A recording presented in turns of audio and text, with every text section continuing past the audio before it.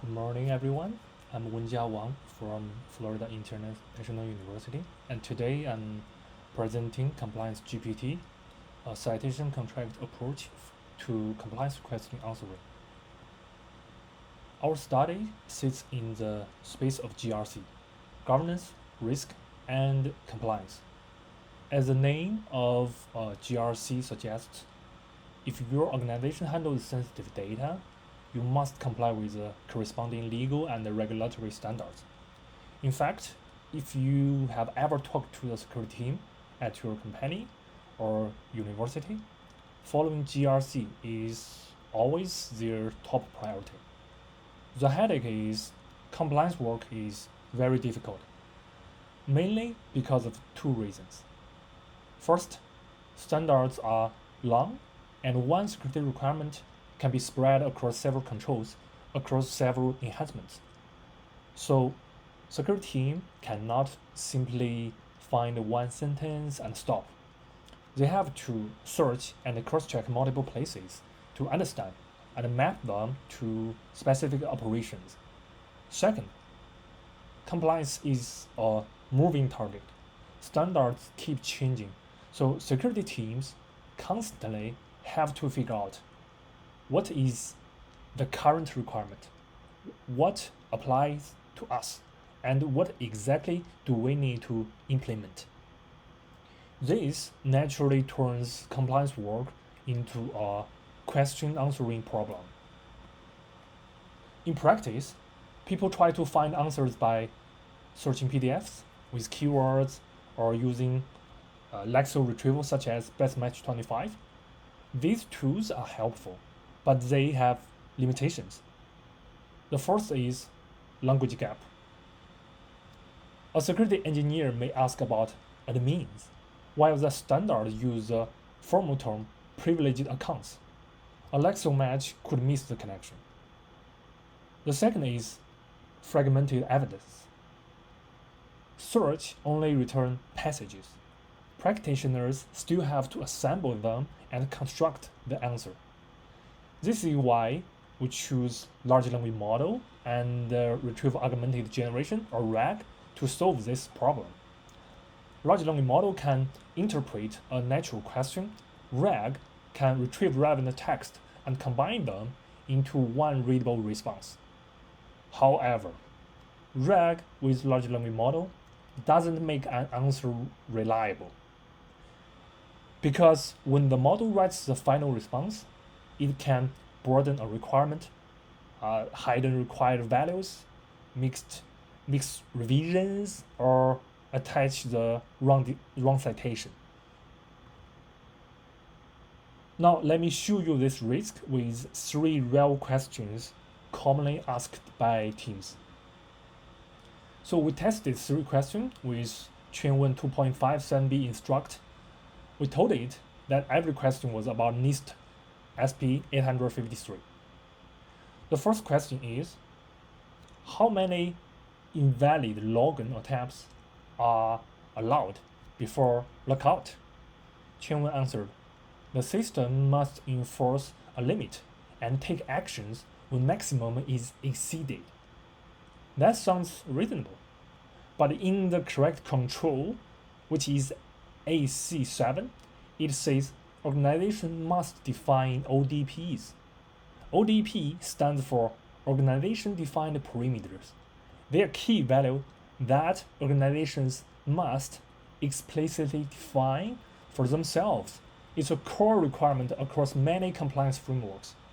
ODPs include the number of attempts, the time period, and the response.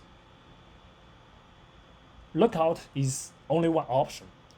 So the security team needs to see that these values are still unresolvable. The second question is, do we need MFA for admins? The baseline said MFA was not explicitly required for admins. That's wrong, because in revision 5, Control IA5 Enhancement 1 says to implement MFA for access to privileged accounts.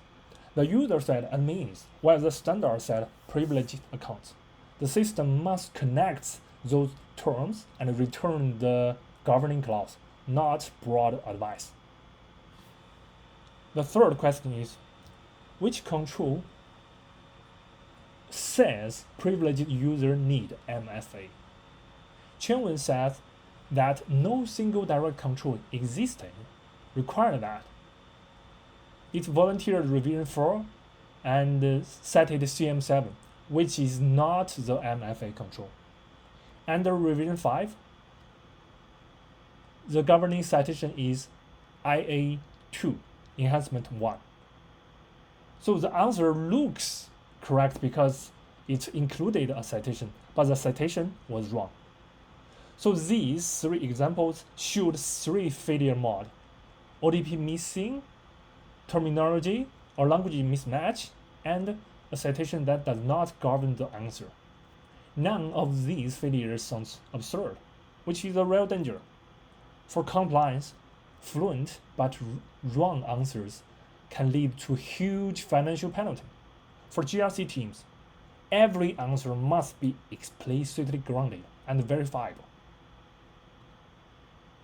If we categorize these failures, we can see that there are two types of loss: evidence selection loss and realization loss.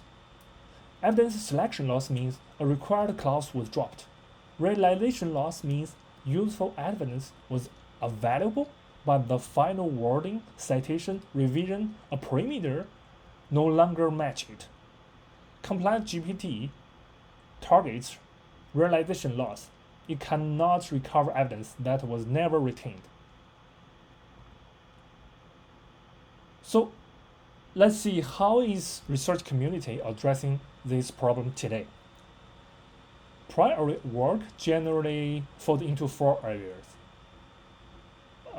First, evaluating reg support, and second is adding some self-reflection. Third is improving citation generation, or last, verify the answer after it's generated. These directions definitely improve reliability of answers, but they all share one critical weakness. The final answer is still written by the language model, so the risk of hallucination is still there. In this study, we asked a different, much narrower architectural question. Instead of fixing the generated text later, can we strictly constrain the final answer stage itself? So, to address this problem, we proposed a citation-contract architecture. The core idea is very simple. We completely separate evidence selection from answer construction. Instead of let the large language model generate a free-form summary, we decouple the process. A large language model is only used to interpret the question and select the evidence. Then, a deterministic system assembles the forbidden answer, which can eliminate free-form generation and make the output verifiable. To guide our work, we propose 3 research questions. First, how well do we rank the governing control? Second, how do the complete answer path compare under matched evidence?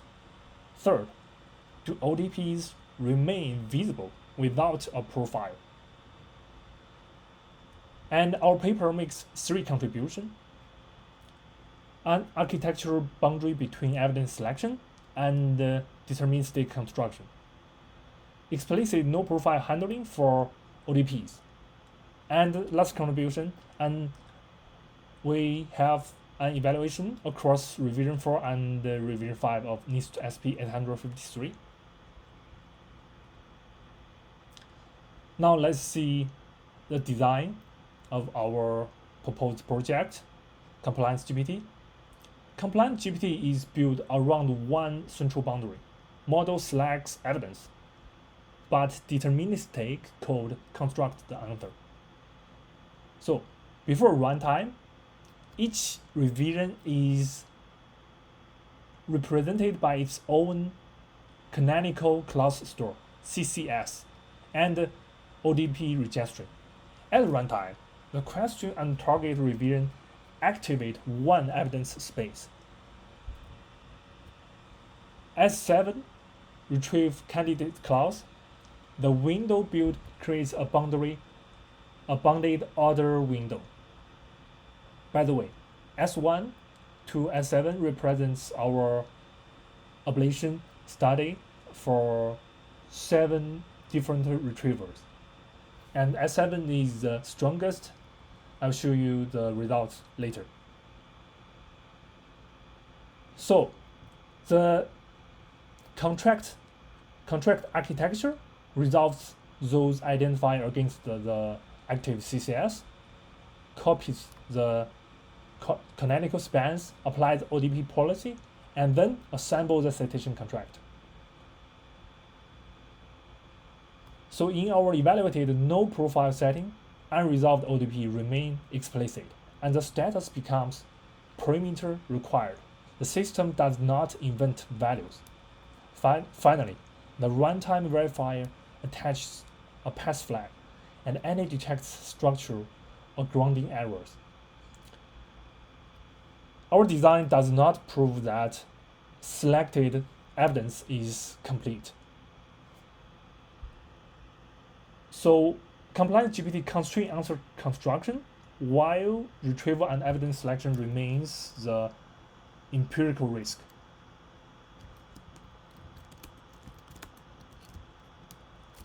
Now let's see what we mean by a citation contract. On the top left, you see the output from the large language model selector. Notice this only provides clause ID. The answer text and evidence spans are completely empty. The model is not allowed to fill them in here.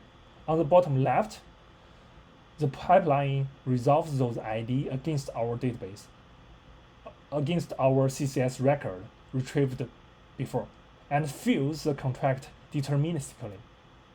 The key takeaway here is our system does not generate an answer and then add the citation later.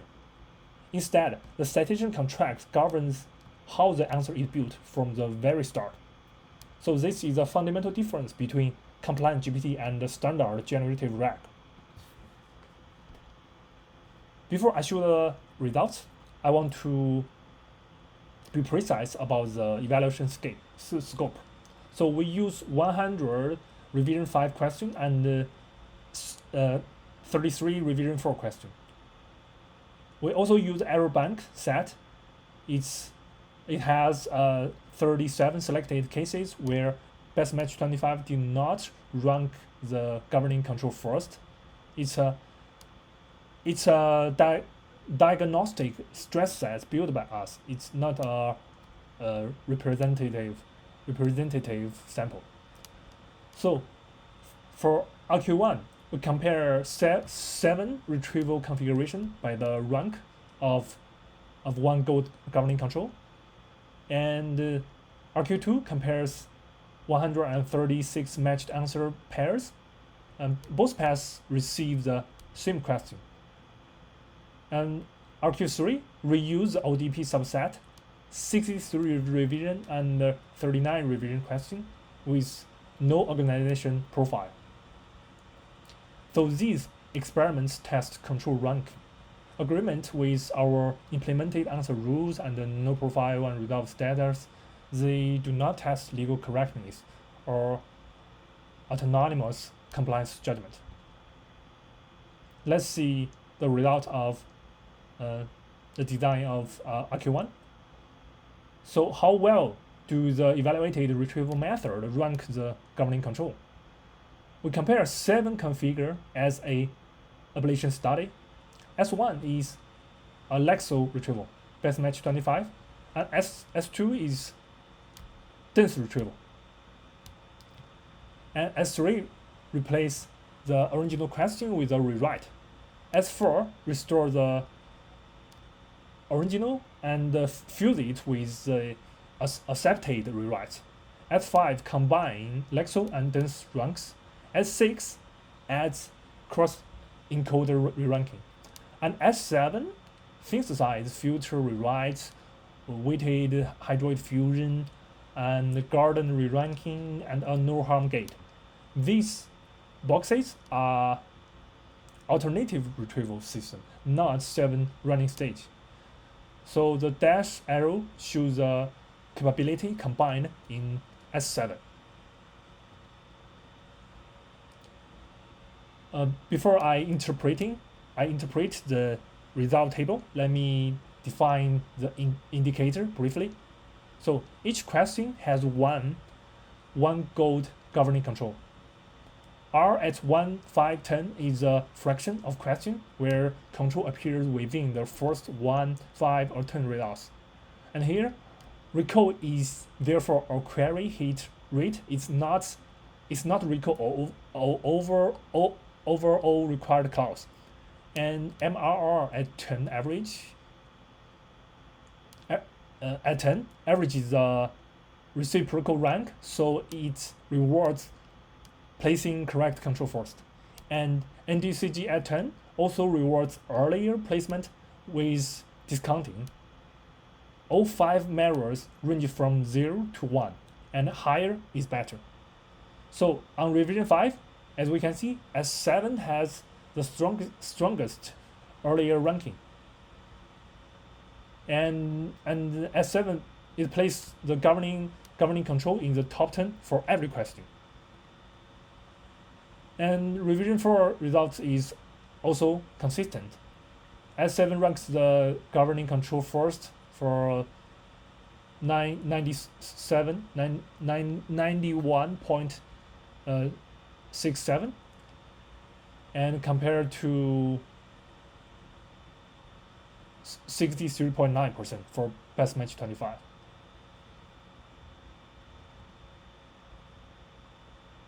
RQ2 tests the central architecture claim across all 136 questions. The 2 complete answer paths receive the same question, target revision, and the same ordered evidence window. So the baseline prompts the model to write the answer and citation just like what a normal reg number large number will do. And ComplianceGPT asks the model for identifier first, source identifier, and provisional status. Then the deterministic code resolves the identifier, copy CCS, copy the spans, and apply ODP policy, then build the contract. So this is a matched comparison of 2 implement passes. And now let's see the results. So our primary endpoint is offline strict path. As we can see, on revision 5, ComplianceGPT passed 65% of questions, and the baseline only has 25. On revision 4, the result is 80.6 versus 22.2. So both paths identify the right control at high rates, and the larger gap appears in clause rotation and final construct rules. By the way, all 136 ComplianceGPT outputs pass the runtime structure verifier, but only 94 pass the strict offline code evaluation. So RQ3 athletes a narrow safety behavior. We take the gold question that require organization define the perimeter. So the policy is asking missing value must remain unresolved unless it's provided by the user. So we score 3 behaviors. First, the system return perimeter required rather than OK. Second, we check if it exposes a visible unresolved signal. Third, we check if its ODP listed exactly like it's expected. And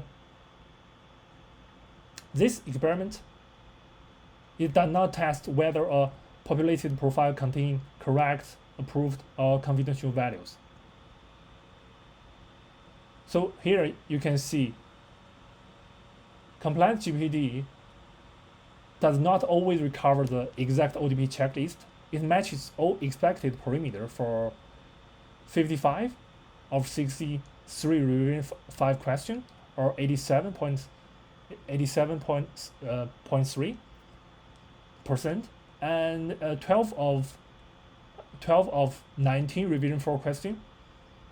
So the no profile policy reliable withholds completion in this evaluation, but parameter identification remains an evidence selection problem.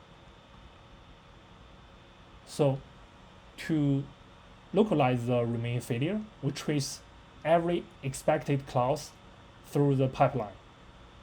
In revision 5, 97.6, and in revision 4, it's 96.6. So the bottleneck is identify rotation after relevant clause are visible. So deterministic assemble prevents unsupported wording, but it cannot recover the omitted identifier. Which means a structural valid contract can still be incomplete.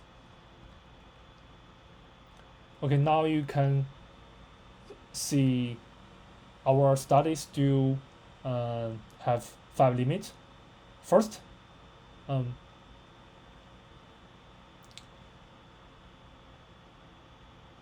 we evaluate a framework across 2 revisions. Second, we only use the 4-bit large language model.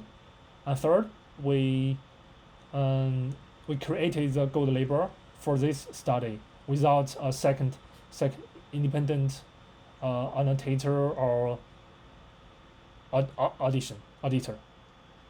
And fourth, ODP evaluation covers only no profile condition. And fifth, we do not include an auditor use study or full production evaluation.